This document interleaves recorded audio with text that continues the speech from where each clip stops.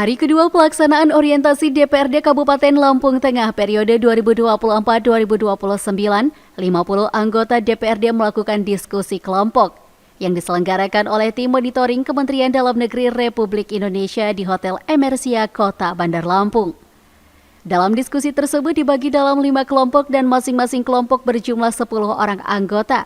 Juru bicara kelompok 1 Octavia Apriani menjelaskan, dalam kelompoknya membahas tentang dunia pendidikan di Lampung Tengah. Sedangkan Binti Lutfia dari kelompok 2 dalam diskusinya membahas tentang dunia kesehatan di Lampung Tengah. Sedangkan kelompok 3 dengan juru bicaranya Nuriyah dalam diskusinya menyoroti tentang pekerjaan umum dan tata ruang dan perumahan rakyat. Sedangkan kelompok 4 membahas tentang ketentraman, ketertiban umum dan perlindungan masyarakat. Sedangkan bidang sosial merupakan topik pembahasan oleh kelompok 5.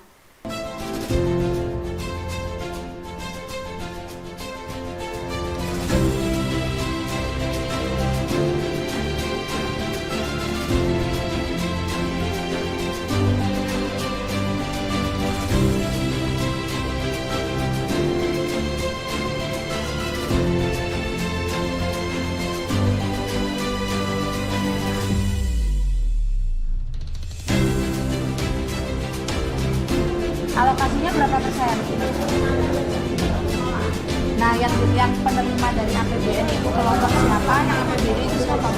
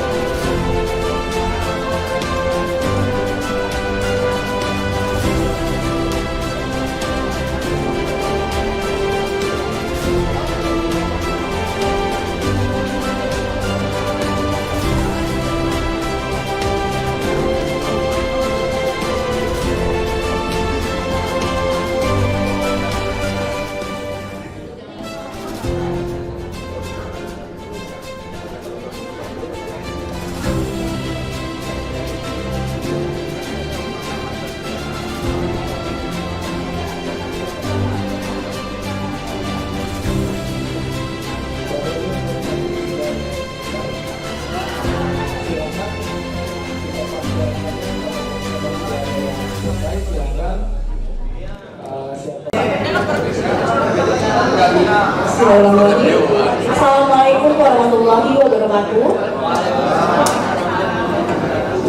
Mohon izin Bapak Ibu, kami perwakilan dari kelompok 1 yang beranggotakan yang pertama Ibu Yulita, yang kedua Ibu Erna, yang ketiga Ibu Koma, yang keempat Ibu Lila, yang kelima Bapak Isa Ansori, yang keenam Bapak Tony Sasa, yang ketujuh saya sendiri Octavia, yang kedelapan Ibu Yuliana, yang kesembilan Edi Yunisa, dan yang ke-10 Bapak Fetri Antoni. Di sini kami membahas tentang pendidikan. Jadi terkait isu pendidikan di Kabupaten Lampung Tengah, mungkin yang harus kita perhatikan ada beberapa poin. Jadi yang pertama, keterbatasan infrastruktur pendidikan. Masih adanya kekurangan fasilitas seperti ruang kelas, laboratorium, dan perpustakaan, terutama di daerah terpencil. Yang kedua, kualitas dan ketersediaan tenaga pendidik. Kekurangan guru, terutama di mata pelajaran tertentu atau di sekolah-sekolah di daerah terpencil, juga tantangan dalam meningkatkan kualitas pengajaran. Yang ketiga, kesenjangan pendidikan. Ketimpangan dalam kualitas pendidikan antara daerah perkotaan dan pedesaan yang mempengaruhi hasil belajar dan akses pendidikan yang adil. Yang keempat, tingkat putus sekolah. Tingginya angka putus sekolah di kalangan siswa dari keluarga kurang mampu yang dapat disebabkan oleh faktor ekonomi atau kebutuhan untuk bekerja. Yang kelima, relevansi kurikulum. Kurikulum yang mungkin tidak sepenuhnya relevan dengan kebutuhan lokal atau perkembangan teknologi terbaru, serta perlu disesuaikan dengan konteks daerah. Yang keenam, fasilitas kesehatan dan gizi di sekolah. Masalah terkait kesehatan dan gizi siswa yang mempengaruhi kemampuan mereka untuk belajar dengan optimal. Yang ketujuh, penggunaan teknologi. Tantangan dalam pemanfaatan teknologi pendidikan termasuk kurangnya perangkat dan konektivitas internet yang memadai di beberapa daerah. Yang kedelapan, program beasiswa dan bantuan pendidikan. Kebutuhan untuk meningkatkan akses dan keberlanjutan program beasiswa atau bantuan pendidikan bagi siswa dari keluarga yang kurang mampu. Menangani isu-isu ini memerlukan pendekatan holistik yang melibatkan berbagai pemangku kepentingan, termasuk pemerintah, masyarakat, dan sektor swasta untuk memperbaiki sistem pendidikan dan meningkatkan kualitas hidup siswa di Lampung Tengah. Demikian ini hasil diskusi dari kelompok kami. Jika ada pertanyaan maupun tanggapan dari teman-teman yang ada di sini, kami persilahkan. Terima kasih. Baik, terima kasih. Kita beri close. Ya, luar biasa. Mohon izin, saya Binti Lutfiah beserta dengan 9 anggota kelompok 2 terdiri dari Bapak Ilyas Hayani Muda, saya sendiri Binti Lutfiah, kemudian I Gusti Putu Yugo, Pande Putu Agustin, Ahmad Arli, Fian Febriano, Hanafiah Baroji, Pak Umar, dan juga Pak Ujang Mahmud akan menyampaikan hasil diskusi kami. Isu yang sangat hangat hari ini di Lampung Tengah terkait dunia kesehatan, yaitu BPJS, terutama BPJS PBI, yang dimana BPJS PBI di Lampung Tengah ini kuotanya sangat banyak sekali, dan tidak kami tutup-tutupi bahwa masyarakat penerima manfaat BPJS PBI ini betul menerima dan memegang kartunya, tapi pada saat akan digunakan di klinik atau di rumah sakit ternyata tidak aktif atau non aktif di akhir bulan. Nah, ini yang menjadi masalah. Kenapa? Apakah memang tidak dibayarkan atau tumpang tindih data? Karena BPJS PBI ini seperti yang kita tahu sebagian ditanggung oleh APBN dan sebagiannya oleh APBD. Jadi ketimpangan data ini yang sehingga membingungkan kami ketika harus memberikan pelayanan kepada masyarakat terkait dengan BPJS PBI. Kemudian kalau untuk BPJS Mandiri sih so far nggak ada masalah lah, kecuali memang mereka yang tidak membayar sendiri. Kemudian Yang selanjutnya terkait dengan izin mendirikan fasilitas kesehatan, Bapak. Jadi izin mendirikan Faskes seperti kita tahu belakangan ini di Lampung Tengah banyak sekali klinik utama maupun klinik yang lain itu banyak berdiri belakangan ini. Kenapa? Karena praktek mandiri bidan atau PMB hari ini dibatasi. Hanya orang-orang tertentu saja yang bisa melakukan praktek mandiri bidan, sehingga mereka mendirikan klinik-klinik untuk menampung bidan-bidan dan juga perawat-perawat yang hari ini tidak memiliki pekerjaan. Selain itu ada masalah juga, bidan-bidan yang memiliki praktek mandiri bidan itu menangani pasien-pasien kritis yang sehingga ini justru menjadi carut marut gitu Pak di Lampung Tengah ini. Ada klinik tapi mau pakai BPJS PBI tidak bisa, kemudian mau pakai dana pribadi juga keterbatasan, berobat ke bidan yang bukan fakta. Nah ini kira-kira isu-isu yang hari ini terjadi di Lampung Tengah. Mungkin itu saja, tidak usah banyak-banyak, dua saja yang penting clear gitu ya. Itu saja, terima kasih. Assalamualaikum warahmatullahi wabarakatuh. Waalaikumsalam. Saya beliau selaku Ketua Sekretaris Pak Kadir Joko, bendaharanya Berwadeni. Anggotanya ada Bapak Yulius, Pak Muslim, Jawa Nahari, Rizani, Pak Sukarman, Husnul, Huda, Bapak Mary, Pak dan Ibu Kasih. Baik, kelompok 3 ini mendapat tugas untuk membahas mengenai pekerjaan umum dan penataan ruang serta perumahan rakyat. Ini isu yang paling hebat di Lampung Tengah, Pak. Karena ada istilah yang mengatakan kalau lewat Lampung kok jalannya jelek, itulah Lampung Tengah. Jadi menjadi tantangan yang luar biasa. Kenapa hal itu terjadi, Pak? Menurut dari diskusi kami, penyebab kenapa Lampung Tengah jalannya porak-poranda, pertama adalah kurangnya anggaran, Pak. Baik provinsi maupun kabupaten ini minim sekali kurangnya anggaran untuk pembangunan. Dan adanya pengalihan kemarin tahun 2023, adanya pengalihan anggaran, Pak, itu ke melalui PNK 212. Yang kedua adalah adanya overkapasitas. Jadi begini Pak, di Lampung Tengah ini ada penghasil industri pertanian, ada jagung, ada singkong. Nah, kapasitas pengangkutan ini tidak diimbangi oleh kualitas pembangunan jalan. Nah, ini PR kita Pak. Jadi Lampung Tengah luar biasa Pak PR masalah jalan. Yang kedua juga, luas wilayah Lampung Tengah itu tidak diimbangi oleh jumlah anggaran yang ada. Intinya masalah kerjaan di Lampung Tengah jalan ini khususnya ada itu Pak masalahnya. Masalah perumahan rakyat di Lampung Tengah ini belum tertata Pak. Antara itu industri, antara itu perumahan itu masih belum ada penataan. Dan kawan-kawan yang dari DPR ini sudah kita dapat perda, cuma mungkin harus lebih tegas untuk mempraktikkan itunya. Dan banyaknya alih fungsi dari lahan yang tadinya pertanian menjadi pabrik di Lampung Tengah.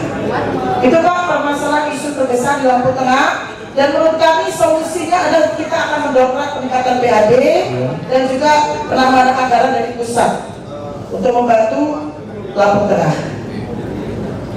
Ini harus kita juga mengharapkan di Lampung Tengah adanya pemekaran Pak secepatnya dan juga tata ruang yang lebih tertata. Saya rasa itu permasalahan isu dari kelompok 3. Bagi kawan-kawan yang ingin mempertanyakan, silahkan. Tentang ketentraman masyarakat, yaitu tentang kurangnya personil pihak keamanan yang membuat masyarakat kurang terlindungi. Contoh di Kabupaten kami Lampung Tengah ada 28 kecamatan. Itu cuma ada 19 polsek. Yang anggotanya setiap polsek itu cuma ada 18 orang. Menaungi minimal satu polsek pun menaungi minimal 2-3 kecamatan. Ada yang 2 kecamatan, ada yang 3 kecamatan. Di situ menurut kami kurang idealnya aparat penegak hukum yang seharusnya satu personil minimal bisa mengayomi atau mewakili sekitar 300 orang. Yaitu di sini sangat kurang, dan kurangnya berkeadilan aparat penegak hukum terhadap masyarakat.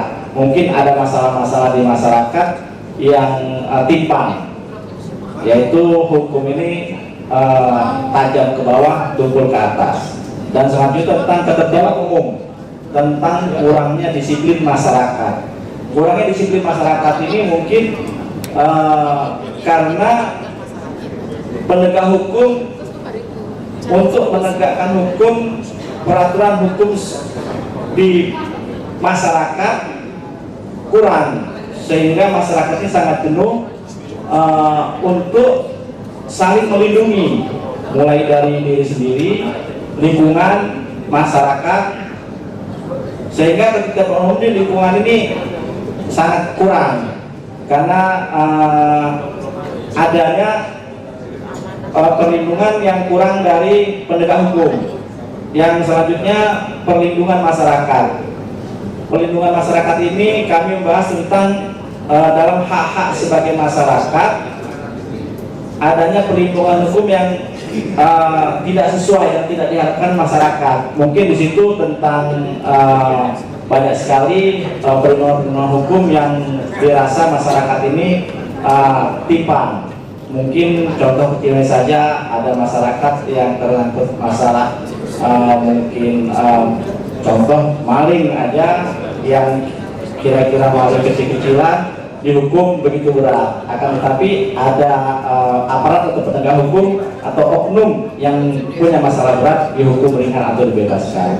Mungkin dari kelompok 4 itu, atau ada dari kawan-kawan yang akan menambahkan, silakan. Sementara cukup. Kalau nanti ada pembahasan atau ditanyakan, kelompok 1 sampai 4 kami sangat siap sekali.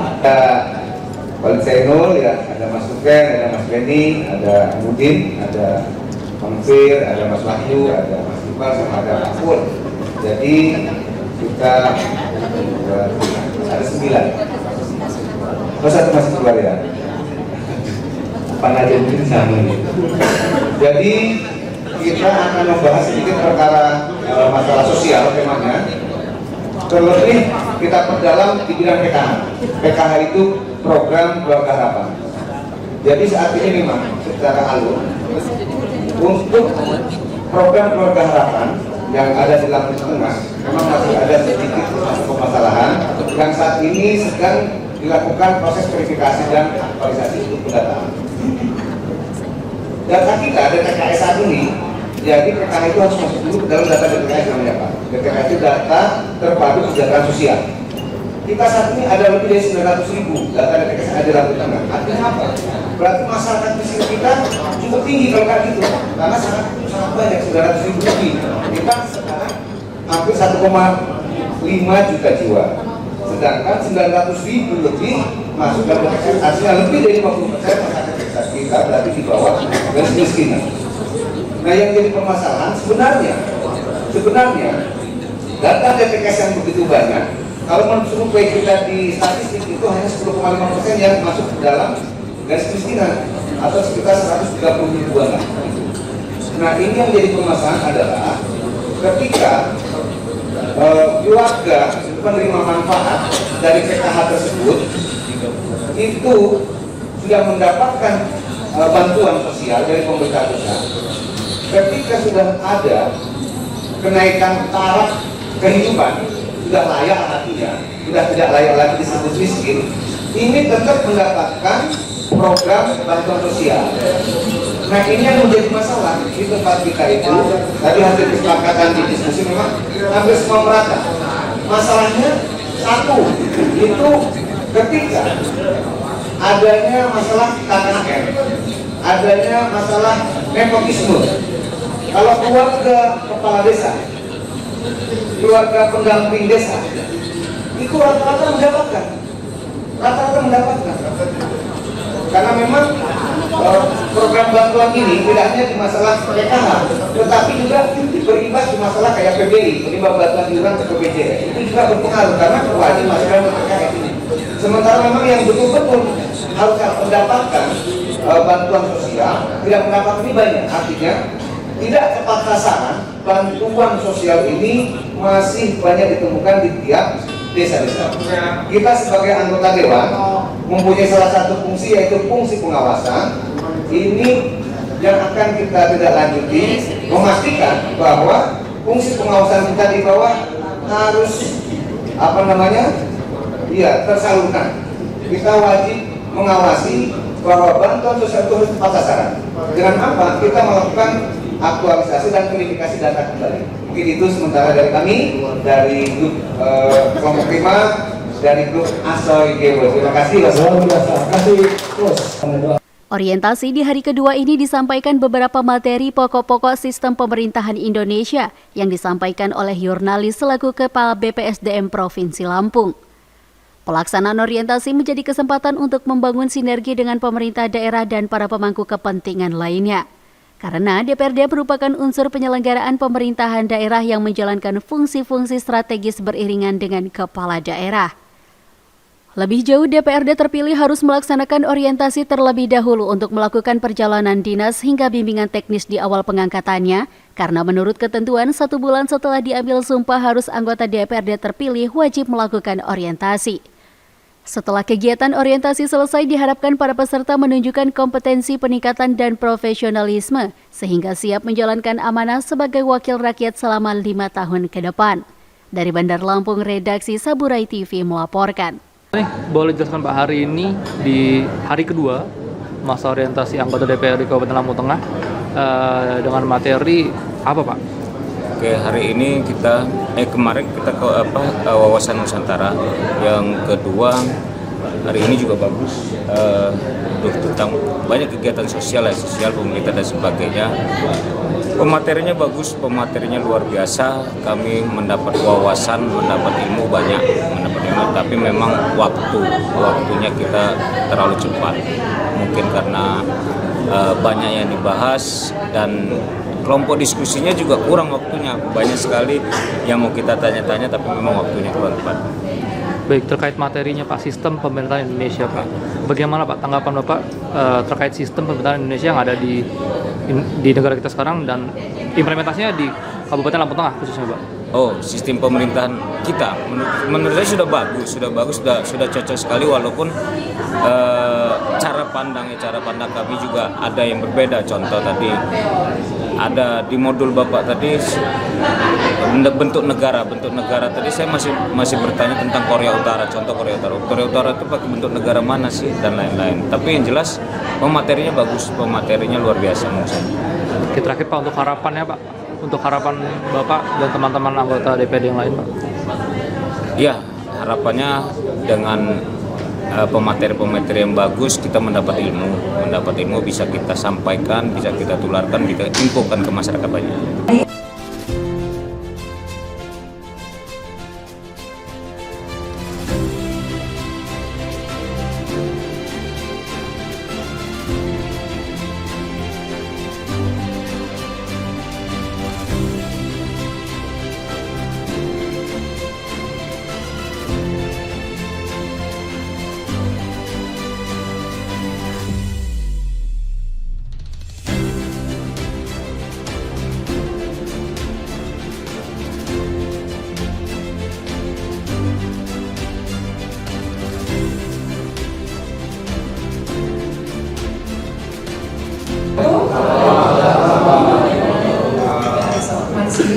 Tapi pun ya alhamdulillah saya senang sekali bisa bertemu dengan Bapak Ibu dari DPRD Kabupaten Lampung Tengah. Selamat ya, sudah dilantik dan siap menjalankan tugas selama 5 tahun ke depan. Ya mungkin ada yang sudah beberapa kali gitu ya Bapak Ibu ya, dan ada juga yang pertama ya. Jadi nanti mungkin yang baru bisa saling belajar lah dengan yang lama ya, yang lama juga memberi pengalaman-pengalamannya ya supaya bisa menjalankan tugas dengan baik. Nah, hari ini saya diberi tugas untuk menyampaikan materi tentang penguatan dan penegakan perundang-undangan. Pada kesempatan ini Bapak Ibu mohon maaf saya bukan lebih tahu gitu ya. Jadi kita sama-sama sharing aja ya. nanti ketika misalnya ada pendapat saya yang tidak pas, ya kita diskusikan. Ya. Kelebihannya saya sudah baca dulu lagi itu modul gitu kan. Kalau Bapak itu baru dapat ini, ya jadi itu aja kelebihan saya. Saya sudah duluan dan saya sudah tahu isinya. Tapi nanti ketika misalnya ada pendapat yang lain, ya apa-apa kita diskusikan aja ya Bapak Ibu ya. Ya itu tadi biodata saya bertugas di BPSDM Provinsi Lampung. Tadi yang pertama Pak Kepala Badannya, nah itu Kepala Badan kami di BPSDM Provinsi, kantornya di Haji Tengah, bundaran itu sana dikit ya, di Timur depannya ya. Sehari-hari saya bertugas sebagai media suara. Nah, di mana media suara itu tugasnya adalah dijatik untuk dikadikan PNS. Ya, kemudian ada juga dari calon PNS. Kalau dulu namanya pejabat, tapi sekarang sudah ganti nama Laksa. Ya, seperti itu Bapak Ibu.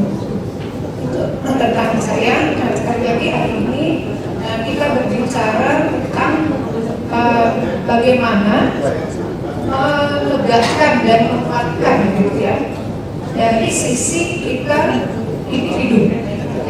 Jadi bagaimana caranya supaya dari diri kita sendiri dulu ya, untuk menegakkan dan menegakkan peraturan-peraturan yang sudah ditetapkan. Kemudian saya kasih judul ya, selain dari judulnya tadi, ini ada katanya DPRD keren berintegritas. Ya, semoga kita menjadi yang keren tadi. Ya, bukan hanya DPRD tapi semua ya, ASN, pejabat negara, penyelenggara negara harusnya keren. Nah, kenapa kerennya? Karena berintegritas. Dan artinya kan dia integritas sudah tidak asing lagi, kita sering mendengarnya. Ya, tetapi tadi ya, apapun itu, kewan itu mudah, tapi ketika prakteknya, kembali ke komitmen kita, yang niat kita, ya, ingin menjadi yang lebih baik seperti itu. Ya, sekali lagi saya bukannya ngajarin yang Ibu, ya, kita sering aja. Ya, mudah-mudahan tadi ini tujuan akhir ya di dalam pembelajaran kita pakai ini supaya kita memiliki nilai-nilai integritas tadi. Ya, lanjut nanti saya tidak menyediakan waktu khusus untuk tanya jawab, jadi silakan aja ketika saya menyampaikan suatu kasus kalau ada yang ditanyakan saja. Ya, kita lihat di situ mungkin modul sudah bisa terbuat ya. Saya resume dari modul ini dan mungkin ada penambahan dari sumber-sumber lain yang berkaitan ya dengan tema dari integritas. Jadi di sini materi kita membahas bagaimana menginternalisasi integritas diri. Ya, artinya menginternalisasi itu memasukkan dan menyadarkan diri kita tentang pentingnya integritas tadi. Ya. Nah, dalam rangka apa? Ya, integritas itu tadi sebagai kita tugas fungsi ya pejabat negara, penyelenggara negara untuk menyelenggarakan pemerintahan untuk menuju apa istilahnya good governance, ya, pemerintahan yang baik. Dan tentunya harus setiap individu harus memiliki nilai-nilai integritas tadi. Ya, kemudian manfaatnya dari materi ini saya akan khususnya memfasilitasi Bapak Ibu ya untuk saling mengenal ya, kemudian bagaimana kita belajar ya, memahami integritas tadi ya, dari sebagai fasilitator. Artinya ketika Bapak Ibu ada satu yang lebih paham ya, saya memfasilitasi supaya kita saling berdiskusi seperti itu. Ya, kompetensi dasarnya tentunya ketika kita mempelajari atau membaca tentang sesuatu ya. Kompetensi apa yang kita diharapkan? Nah, di sini dikatakan nantinya setelah kita mengikuti ya materi ini, peserta mampu memahami dari sekali ya, internalisasi dari memahami dan menjiwai ya, nilai-nilai integritas itu adalah diri kita masing-masing. Yang terkait integritas tadi tentunya adanya moral dan etika ya. Nah, dalam rangka apa ketika dilakukan penyelenggaraan pemerintahan yang bergabung, salah satunya adalah bebas korupsi ya, bagaimana kita mengupayakan ya supaya korupsi semakin berkurang. Ya. Nah, gimana mulai dari diri sendiri, karena kadang-kadang kita nggak bisa untuk memberantas itu secara jauh semuanya yang dimulai dari kita sendiri ya, namanya implementasi nilai-nilai integritas. Ini kan keberhasilan ya, artinya kita sudah berhasil ya mempelajari materi. Kalau kita ada ya, kita bisa menjelaskan nilai-nilai integritas ya, kemudian menjelaskan kaitannya etika dan moral dalam rangka penyelenggaraan pemerintahan.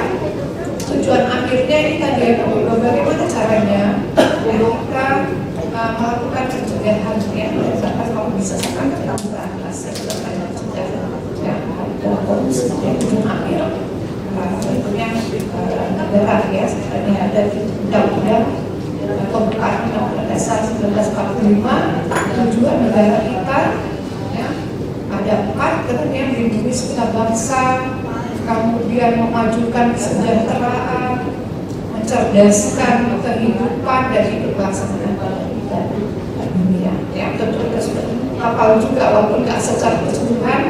Ya, kita belajar dari sekolah dulu pembukaan itu bahkan sudah hafal ya.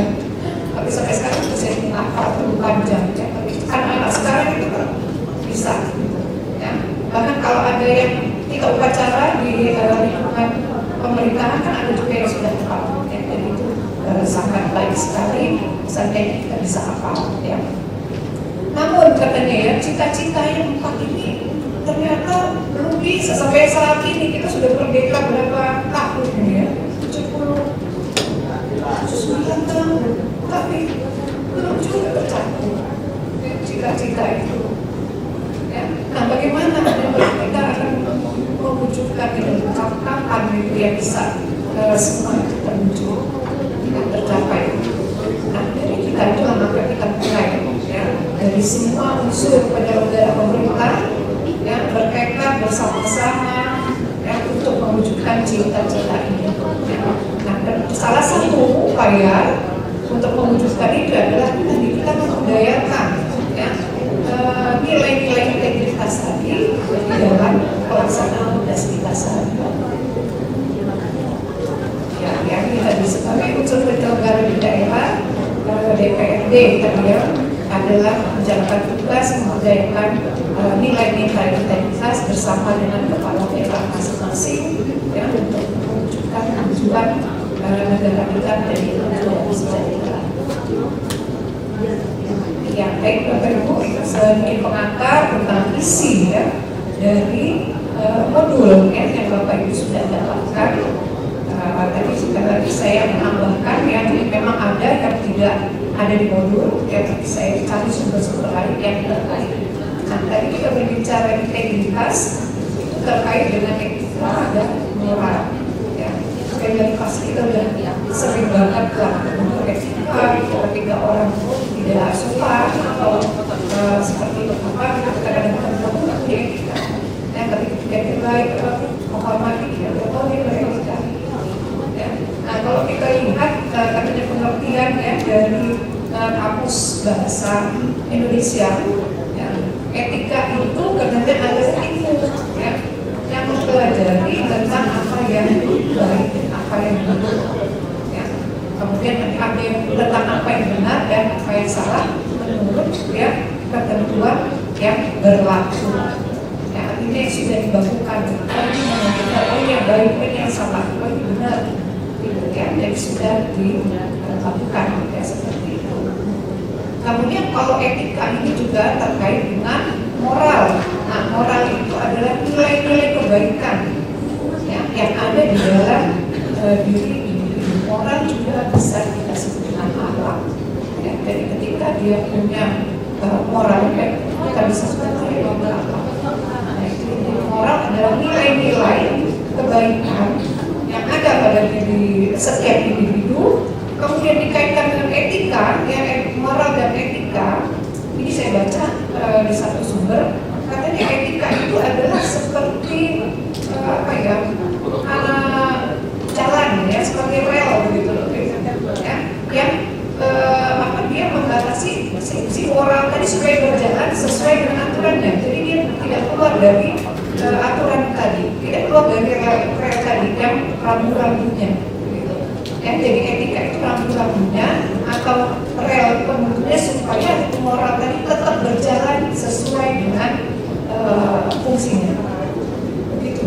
Ya, mungkin kalau ada pendapat lain silakan Bapak Ibu. Nah, jadi orang yang sudah punya nilai moral yang bagus, ya, dia juga menerapkan sesuai dengan relnya, tidak menyimpang, ya, maka tadi juga bisa dikatakan dia punya moral dan etika sehingga diwujudkan dalam integritas. Ada lagi pendapat lain, ya Bapak Ibu, katanya kalau moral itu kan nilai-nilai, ya, nilai-nilai yang ada di dalam diri individu. Tapi kan tidak terlihat, ya, tidak terlihat kalau seseorang itu belum berbuat atau belum bertindak. Misalnya diam-diam aja kita nggak tahu, ya, dia punya nilai apa. Nah, ketika dia berbuat, itulah etika.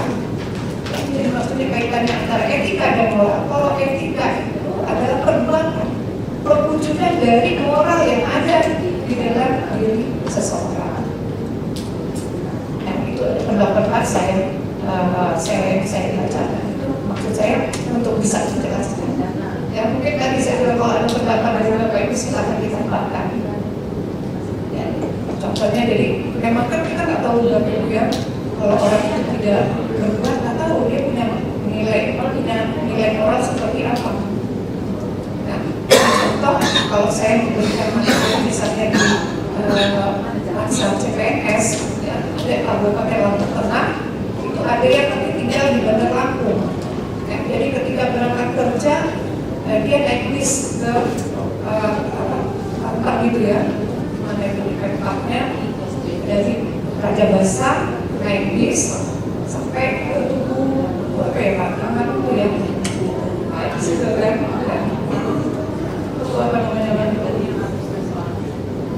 ya kompleks Pemkapnya. Jadi si peserta tadi bilang contoh antara moral dan etika. Ketika saya berangkat dari naik bis dari Raja Basah ke saya naik bis, kemudian bis itu sudah penuh karena pagi biasanya mengejar waktu ya. Di jalan itu ada ibu-ibu katanya ya, ada ibu-ibu tiba-tiba naik ya, coba bis di jalan. Tapi bis itu sudah penuh. Ya. Nah si ibu tadi bawa barangnya banyak, bawa anak juga. Ya, agak kebagian ke dulu. Sehingga dia berdiri di negara atau pegangan gitu. Ya. Terus si anak tadi bilang si peserta ada anak muda yang masih sekolah. Terus si anak tadi bangun, ya, dia bangun mempersilahkan ibu tadi duduk di kursi. Dan dia berdiri. Nah, jadi dia mencontohkan itulah moral dan etika. Artinya kalau dia tidak berbuat, kita nggak tahu. Tapi ketika dia coba dia bangun, dia berdiri, dia mempersilahkan si ibu, itu dia punya etika. Etikanya dia menghargai bermain kalau dia apa moralnya, dia bagus saja ya, dia mengatakan saya masih muda, saya masih sanggup, ini kasihan itu bawa banyak barang dan kekurangan juga. Ya, kalau berdiri jalan itu kan bahaya juga. Ya, jadi contoh tindakan ya etika tadi. Ya, etika itu bisa terlihat kalau sudah melakukan tindakan tertentu. Semoga dia begitu ya.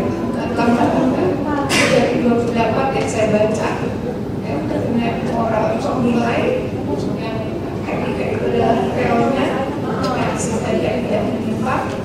Kemudian kalau bentuk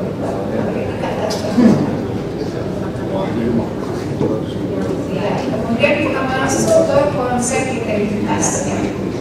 Kita bisa jawab udah pasti lagi ya, pasti kita sering dengar namanya integritas ya. Kalau kita buka sekarang zaman sangat mudah sekali ya, kita klik aja di Google keluar semua ya, apa sih integritas ya, dan kita pilih yang mana yang apa yang mudah kita memahami. Ini ada di modul, kalau di modul itu ada dua ya, integritas untuk dari ini ya, pendapat ini dikatakan bahwa katanya integritas adalah upaya supaya kita menjadi individu yang lengkap ya,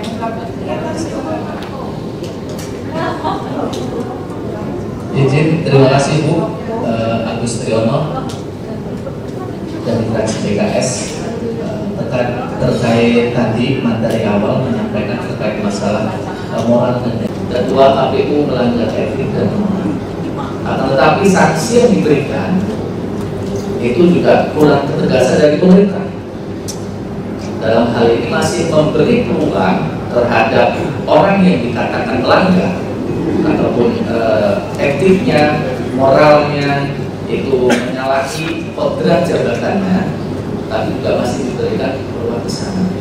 Nah, sudah otomatis kami di DPRD Kabupaten Luwu, kami merupakan lembaga penyelenggara negara yang konteks bersinggungan dengan masyarakat itu paling kuat. Masyarakat kalau ada apa-apa pasti ngadunya ke DPRD Kabupaten. Jarang sekali kami menemukan masyarakat kok ngadu ke provinsi atau DPRD, dan itu kondisi yang ada di kami. Nah, yang terjadi di atas penempatannya terkadang kami sehingga dalam penempatan itu kami menarik kesimpulan yang di atas perlakuannya seperti ini, kami dengan tugas yang lebih berat dari yang di atas karena di bawah itu income kecil, outputnya harus besar, terlebih lagi harus menjaga itu tadi etik dan moral. Jadi bagaimana supaya kami dari jiwa pribadi sendiri ada penguatan ke situ.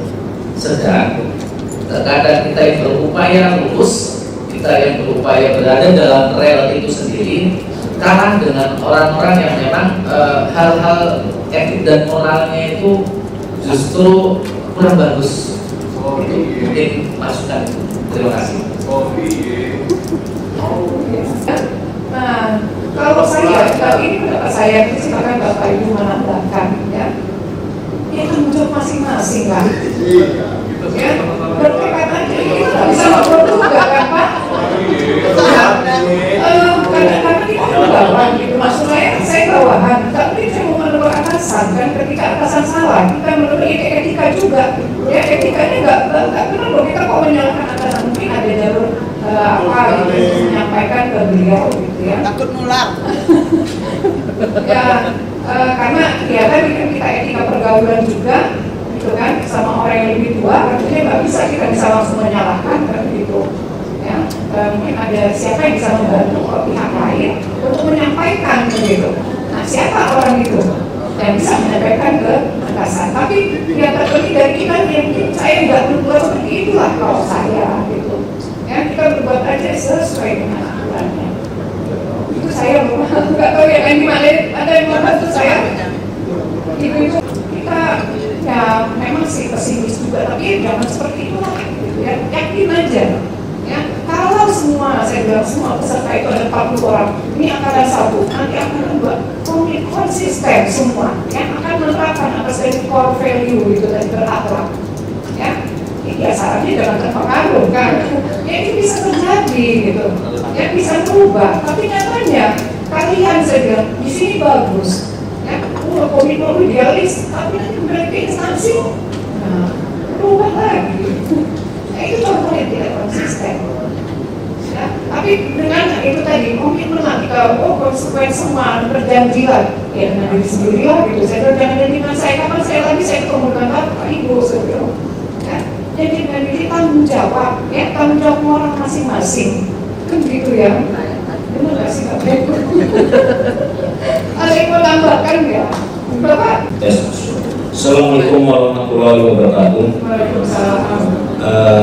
Mohon ilmunya Bu.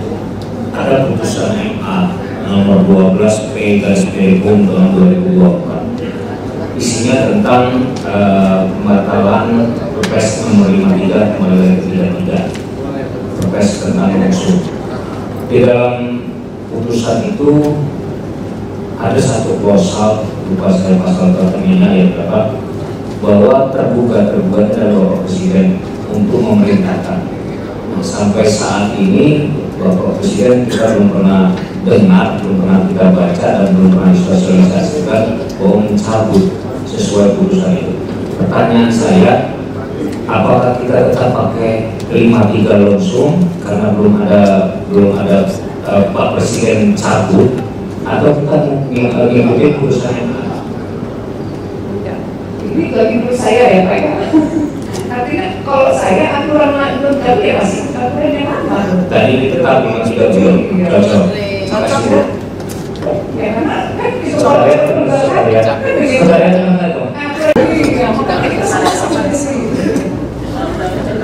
Oke baik ya, mungkin ada yang menambahkan atau kita langsung ya.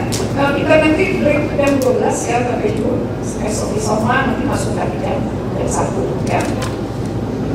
Ya kita lanjut kalau tidak ada ya. Jadi ini tadi pengertian ya integritas dari dua pendapat. Sebenarnya tadi saya bilang banyak sekali ya pendapat tentang integritas, tapi intinya apa nanti ya kita simpulkan aja ya.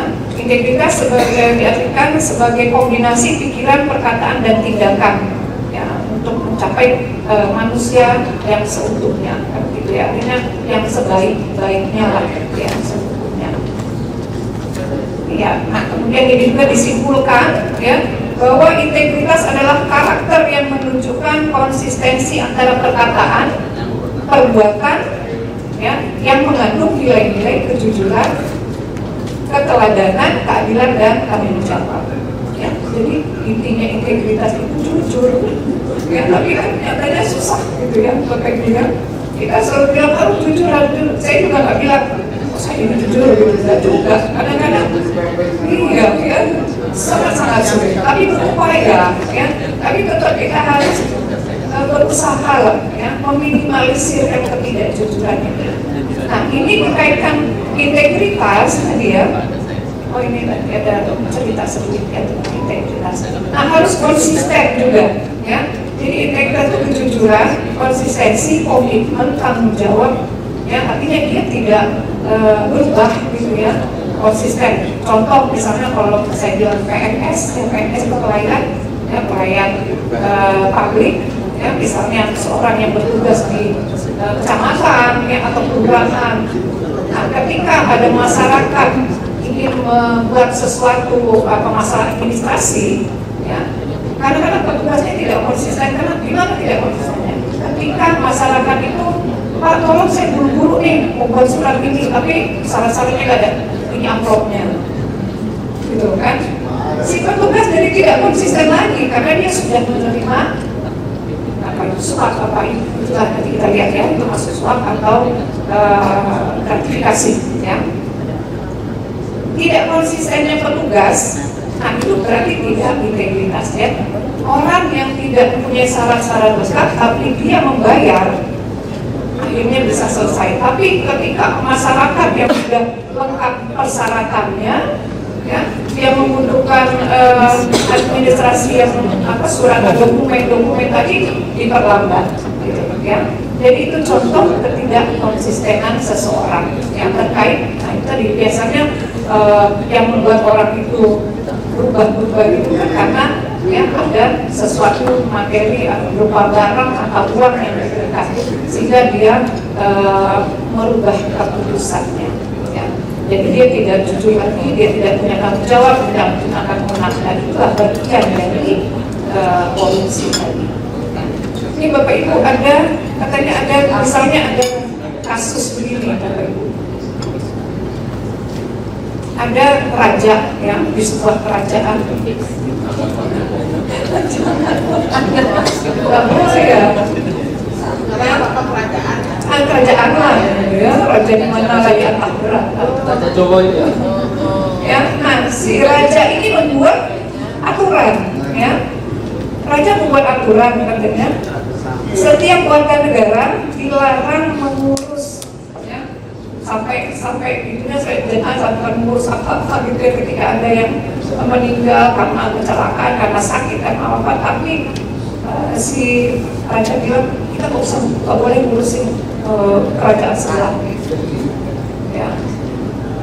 Terus katanya terjadi setelah peristiwa apa sehingga adalah yang meninggal dari kerajaan sebelah itu ada warga negaranya yang mengurus, mungkin karena dia kalau agama Islam kan harus apa ya, dengan apa, ya, kalau Pancasila harus toleransi, kalau itu sesama umat Islam harus apa kan gitu ya, sehingga ada warganya itulah mengurus gitu ya, mandikan, menyolatkan sampai dia menguburkan. Nah ketahuanlah sama raja, ya, raja marah, kemudian dia janji dengan dia seingat aturannya, katanya siapa yang melanggar ya tentu akan menerima hukuman. Ya. Si raja menghukum warganya tadi, ya, dimasukkan ke penjara, ternyata adiknya sendiri. Nah, terus Bapak Ibu, kalau dari cerita ini apa yang bisa kita simpulkan? Itu ya kayak raja mempunyai integritas tinggi, dari mana ya Pak bisa? Itu ya Pak. Perkataan dan perbuatannya Ya, perbuatannya konsisten. Moralnya masih kuat. Itu ya Pak. Oke, integritas, bermoral, konsisten ya. Ya. Nah, seperti itu harusnya, jadi idealnya seperti itu, gitu kan? Ya, tapi kadang-kadang kita kan melihat, ini kan adik saya, ini keluarga saya. Ya. Gimana Pak?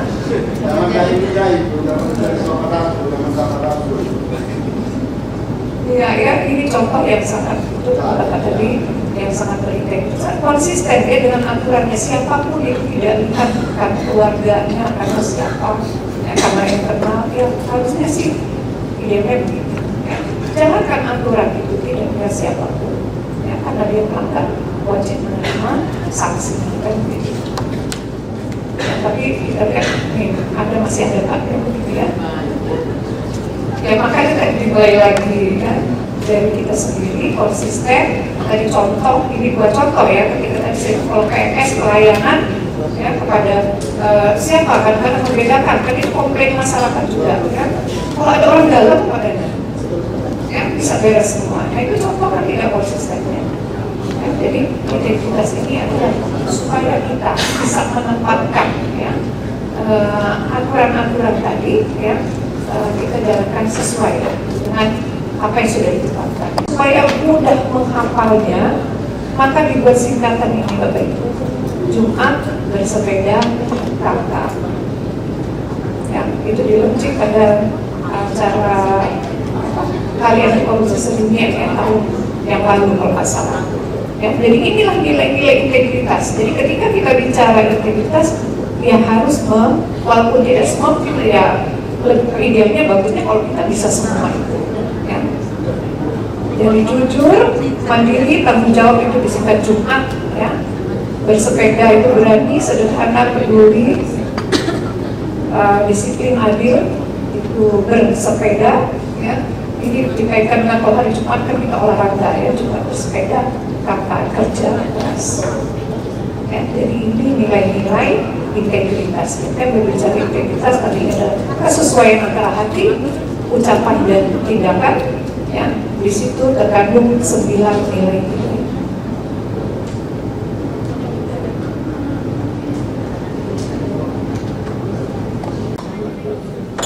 Sebelum marah dengan biografinya Dinata, yang marah dengan Dinata kesel. Masih tahu kan? Masih tahu. Ada pengumuman ini kan juga pasti tahu. Kita harus terus jawaban Dinata ini rahasia negara.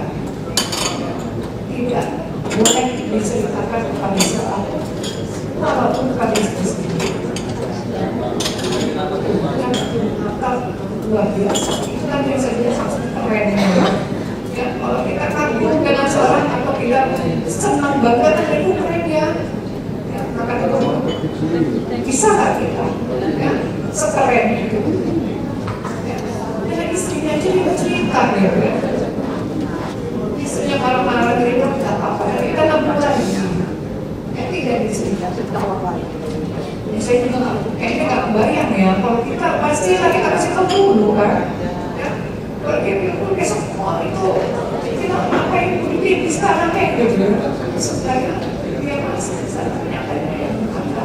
seperti itu ya, konsisten, tanggung jawab, amanah ya, dengan catatan ya, itu rahasia negara tidak boleh diceritakan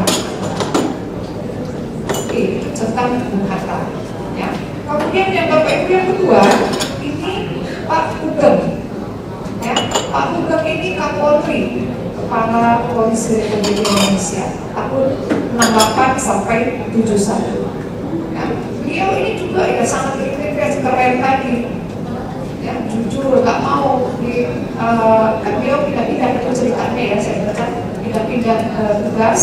Pada saat pindah tugas pasti banyak nih usaha yang ngasih-ngasih gitu kan ya, rumahnya diberi apa, alat-alat perlengkapan kursi, meja, lemari ditolak oleh beliau, maka tadi kasih mobil ya, aku pun tidak mau menerima ya.